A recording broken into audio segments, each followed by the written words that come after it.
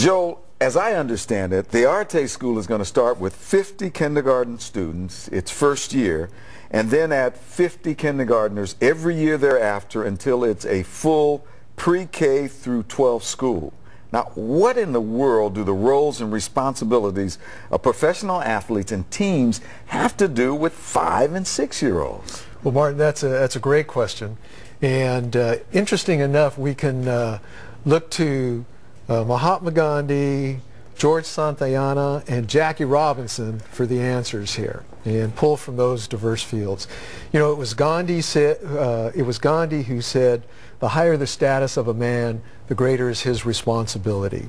So with the athletes, they have tremendous status, and the professional teams have tremendous status in America. So they have this responsibility. So that's the first point, and we'll pull this in a second.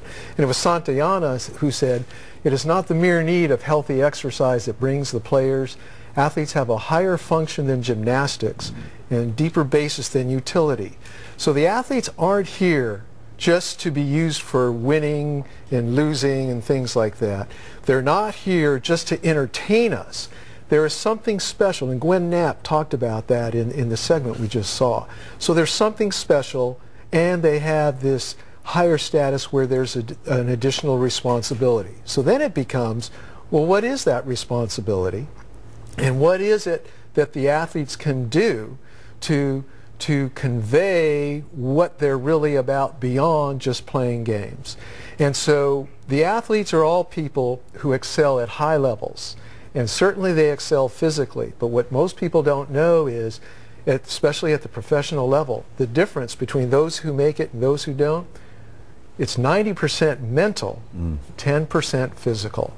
And most people don't understand this. So if we can have our professional teams understand what it is that athletics truly provide, and that the athletes perform at this level where physically and mentally they bring skills and discipline that enable them to do what they do, then they can start working with our universities and with our schools and inviting researchers to come and convey this information, and then the athletes can be there to talk about that and validate that.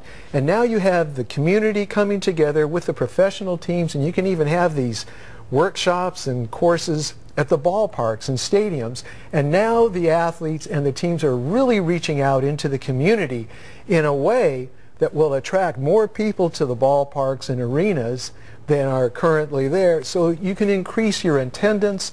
The people in the community can learn what it is that the athletes really do that makes them successful. And these are the same things then that can be brought into the academic environment in our schools. So now you're connecting the athletes, the teams, the schools, the researchers on issues like health.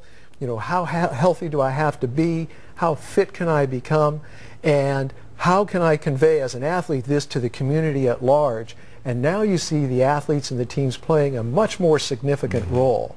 And it was Jackie Robinson who said, "A life is only significant as long as it impacts others." So they can be playing their games and excelling, but if they're not giving back. And so at the Arete School, stewardship is one of the 6 guiding principles. And this is a way that the teams and the athletes can be stewards of their communities and regions and reach out in a way that has not ever been done before. And so we hope that people that who are watching this on the internet right now, if you'll support us and help make this happen, we can get the athletes and the professional teams more involved with the communities. And by clicking on donate there on your computer screen, you can help support this effort. Thank you.